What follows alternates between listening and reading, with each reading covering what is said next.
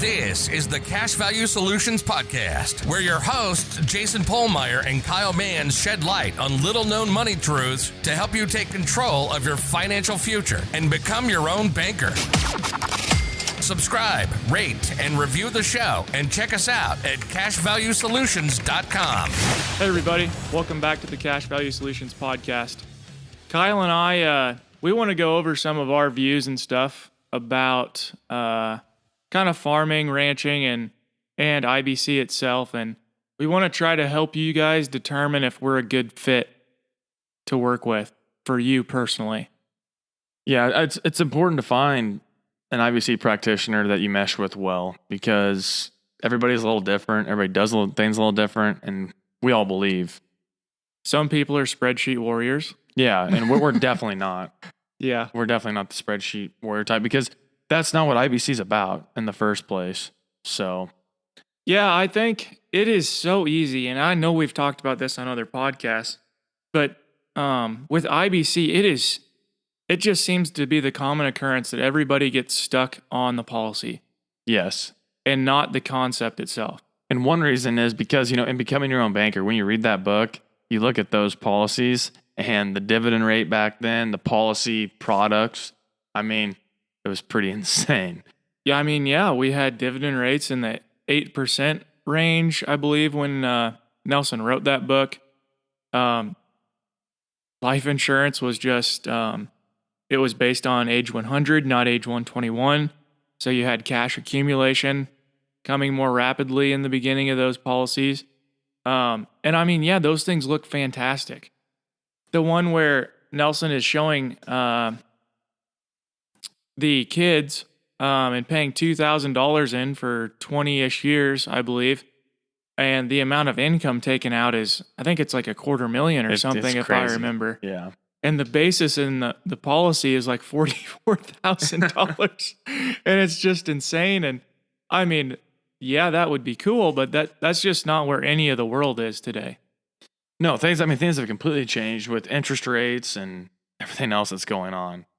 But I guess to really get back on point, that the whole thing is, if you're so focused on the policy that you can't see what the concept is, I don't think that we're helping you guys out very much. Yeah. I'm not saying the policy isn't good or anything. It's going to do good. It's going to accumulate at a very respectable rate.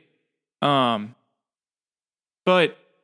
don't get lost in the policy and lose sight of what the infinite banking concept actually is. Well, and the biggest problem in getting lost in the policy or trying to do the spreadsheets or shopping for the absolute, most cash value is that's all a projection and things can change. Companies who are, leading the pack in cash accumulation, that will change over time. And it's changed in the past. So it's good to just stick with, somebody who knows what they're doing, and they're going to use a practitioner. A good practitioner who knows what they're doing. They're going to put you with a well-respected company and then design that policy towards your needs to where it won't really matter, which company you go with. Sure, certain companies are fit different people, better in some places. But that, just focusing on that itself is losing sight of the big picture. Exactly. And we're not saying don't ever question your practitioner. If you need to see a proposal from another company, that's fine. Like ourselves, we're contracted with more than just one company. Yeah. But you have to realize at some point in time, you're running down something, trying to figure out something that the future hasn't decided yet. Yeah. We want to say that, interest rates have to come up at some time, but who really knows? Look at the craziness of the last year and a half. Who could predict that? And who knows where all this is going to lead? And I think that leads into the next thing where Kyle and I, believe you do not have to only use your life insurance policy to perform your banking needs. Number one, for Kyle and myself, our policies aren't big enough to perform all the banking needs we have. Mm-hmm. And number two, we have access through, for ourselves, Farm Credit, to very convenient credit lines that Have a very low interest rate. have a very low interest rate, lower than the life insurance I companies. mean, last year it was right around 2.75% after the dividend. I mean, so yeah, I mean we believe that these opportunities will not always exist. Take advantage of them while you can. yes. And we also do believe, like with Nelson's vision of how fractional reserve banking is evil, how this banking system is evil. Yeah, we believe that. We get that. But what can we do about it if we're broke? What can we do about it if we're not growing our assets? And if We don't, need to accumulate more capital, and we're doing that the best way we can by funding our policies. yes. We just, we need access to more than what we can get through our policies right now. I mean, sure, that's a long-term goal for both of us is to, not need the bank. I mean, yes, that's a huge goal. It's just impossible right now. And I don't think it's worth giving the opportunity to grow and increase your income to not use the banking system. Exactly. That brings that all together. Like, are you willing to sacrifice, what you could grow in 1 year and spread that out over 10 years because you weren't willing to use or borrow money from a bank? And some IBC practitioners are hardcore on that. Oh, don't use the bank at all. Are you not very familiar with farming, though? I mean, extremely capital intensive. There is no way that you can start out at a large scale and not use the bank that I've seen unless you have, money from family or whatever. So if you're trying to do production agriculture, you're going to need some capital. It's Yeah. going to take a while to accumulate all that capital to suit your own needs. I mean, it could be, this is different for everybody, but it could definitely be 20 years, of accumulating capital before you even have enough for your own banking system to handle everything. Yeah, and Nelson does talk about it being right around 20 years. Even for farming, it could be longer than that, You may never see that point in your lifetime. especially if you keep growing too. Yeah, exactly. If you stay at the same size, well, that's a different matter. Eventually I think you could probably even before 20 years get to that point. But if you are the type of business that's constantly growing and on a growth trajectory, that's not going to be easy to do. No. So, yeah, But, I often have this thought too, some people will say, well, why am I even going to get started if I can't get there? It's like, well, if you don't ever start, you never will get there. yes.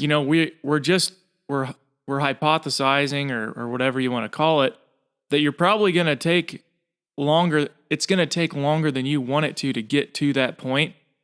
But if you never start, you never will get there. And you may not get there in your own lifetime, but what about your future generations?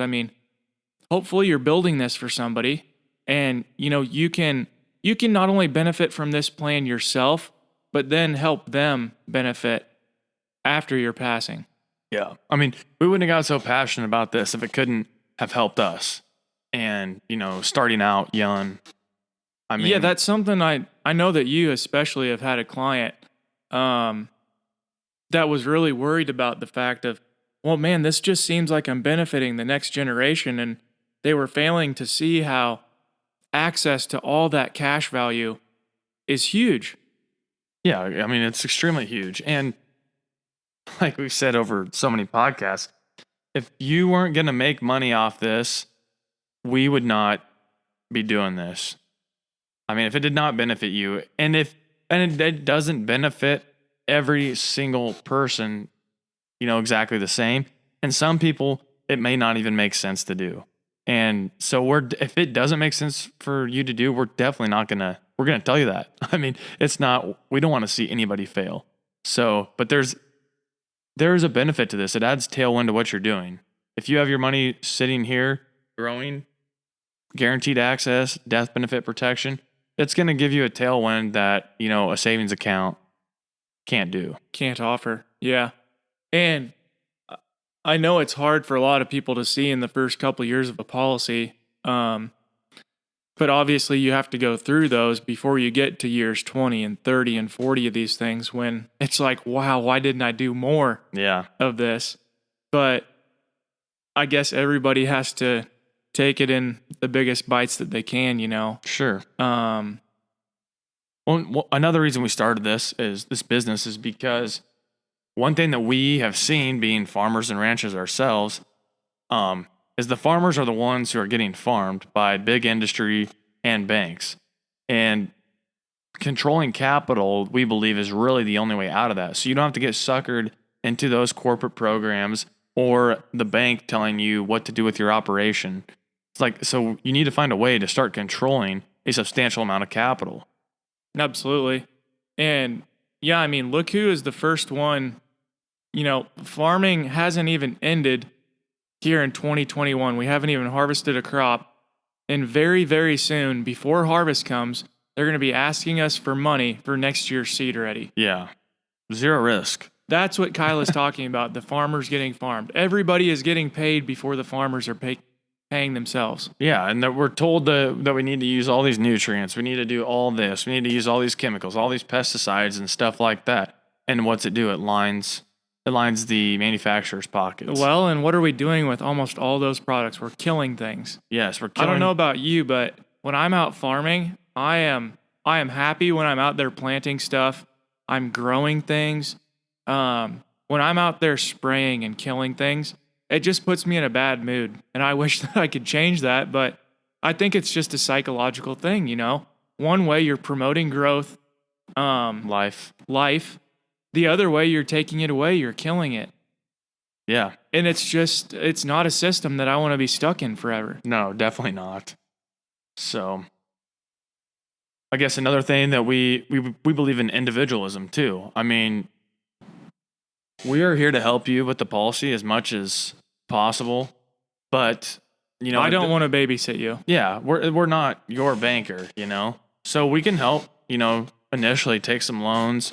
We can take loans for you, whatever. But we can't be constantly spending time reinforcing of why you're doing this. Exactly.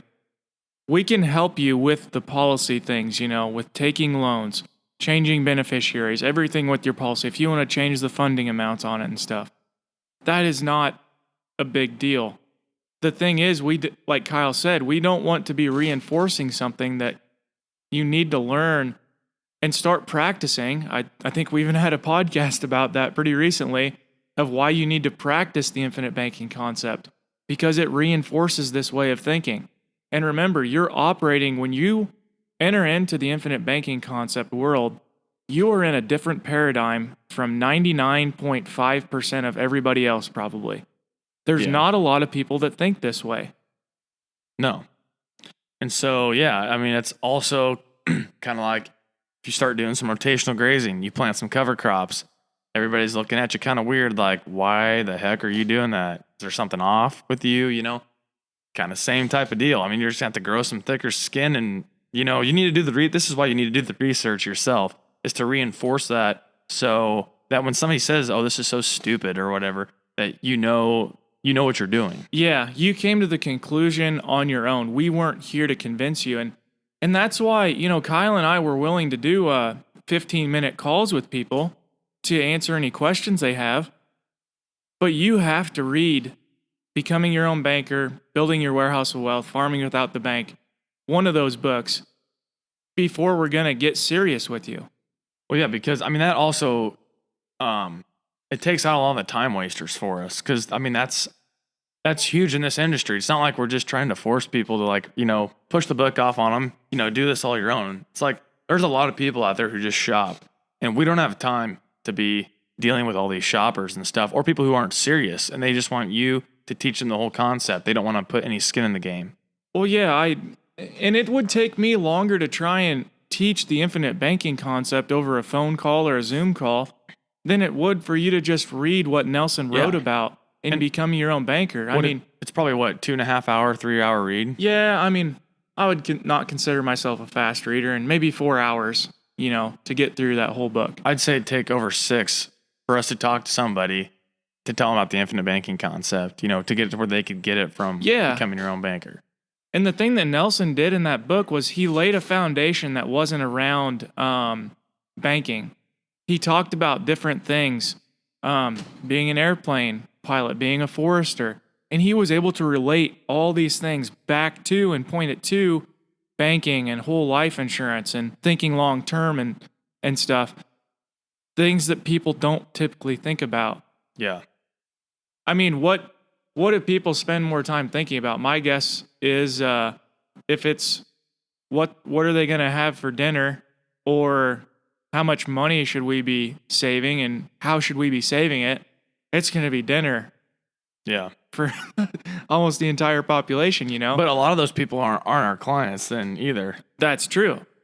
That's very true. And we don't want those people as clients. We don't. We want people that are actively involved in thinking about how they can find their own individual freedom, their own individual financial peace, you know, independence. Yeah, we want to work with people that we can actually help and that want to be helped. And yeah. It's I guess it boils down to a mindset of, you know, wanting to build something for yourself and have that freedom. And infinite banking is a terrific way to do that. Yeah, it's a long-term strategy. It doesn't have, you know, the great satisfaction of getting lucky and, you know, putting money in the stock market and doubling your money in a year. Mm-hmm. That definitely isn't going to happen. No. With the life insurance policy. At least not for you. If you'd pass away, I guess your beneficiaries would come out pretty good. Yeah. But it isn't going to work like that for you. No. So, and I think that's a reason why some people shy away from IBC actually, is because it isn't flashy enough for them. Yeah, and if you look on YouTube, you know, there's people that make it pretty flashy. And then there's a sense of, you know, what's the word? Yeah, I don't know what the right word is, but it just seems like you're being fooled. Yeah. To some extent. Yep. They're trying to make it out to be more than what it actually is. Yeah, something that it's not. And also kind of the end all be all, which we've talked about in other podcasts, how, you know, it's not the end all be all. It's just another tool in the toolbox to help you along the way. And we don't know of a tool that can do what it can do for you. Yeah. If I could accomplish what I'm accomplishing with my IBC policies without, you know, owning life insurance, I would. But I don't know how to do that right now. There's nothing wrong with having some life insurance. I mean, you know, you think you live out to your life expectancy. I mean, think of that death benefit that you're going to have, you know. It's going to be many times what you've put into the policy. Many times. Yeah. So. And you know, remember, you have to if you put in pennies, you're going to get pennies out. Yeah. If you put dollars in, you're going to get dollars out. Okay. You have to remember, the more you put into this plan, the more you're going to get out of it. Mm-hmm. Don't be shy about capitalizing a policy. Don't be shy, because we design those to where if you can't make that full premium, it's not the end of the world. You can keep going. That is so huge. So, yeah, I don't know. I think that kind of, for me, wraps up what all I had to say about this. I think so too. And guys, this has really been a podcast to just try and help you see like who we are, what we believe, how we think, and if you're like the right type of client for us, because we don't want to waste your time in your search for the right IBC practitioner. And we don't want our time wasted either for our clients as well. So, yeah. I know it doesn't seem like a lot of work putting together illustrations and stuff for people, but all the conversations and everything that we have to try and get those things right, that does take a lot of time and thinking and brainstorming between the two of us. You know, doing the hour meeting or whatever, and then the follow-up calls and stuff like that. I mean, that's a lot of time. Yes. So, yeah, it is. And for you too. Yeah, I mean, you should not only be cognizant of our time, but your time. I mean, that's huge. Use your time wisely. So. Yep. Yeah, that's all I got. So, hopefully you guys tune in next week, and we'll be back with a new topic. This was the Cash Value Solutions Podcast. Remember to subscribe, rate, and review the show. Check us out at cashvaluesolutions.com. And don't forget to tune in next week.